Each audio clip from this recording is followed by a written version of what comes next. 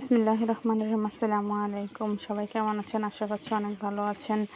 এখানে হচ্ছে হলুদের গুঁড়ো, পরিমাণ মতো লবণ, মরিচের গুঁড়ো, ধনিয়া গুঁড়ো দিয়ে আমি ভালোভাবে হাতে ম্যারিনেট করে আমি 5 মিনিটের মতো এটাকে রেখে দিয়েছি। তারপর হচ্ছে আমি প্যানের মধ্যে আমি তেল দিয়ে ভালোভাবে এটাকে আমি ফ্রাই করে নেবো, ভেজে। যেহেতু এটা ছোট সাইজের আস্ত পটল, এই জন্য আস্তই ভাজি করে নেব।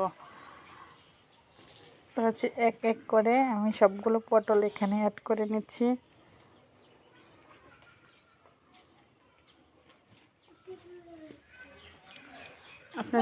আপনাদের বোঝার জন্য আমি ভালোভাবে এটাকে 1 বাই 1 করে আমি এখানে দিয়ে দিচ্ছি। তারপর এটাকে সময় নিয়ে ভালোভাবে তেলের মধ্যে ভেজে নেব।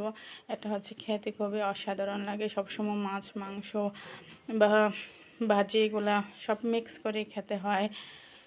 তারপর এটাকে আমি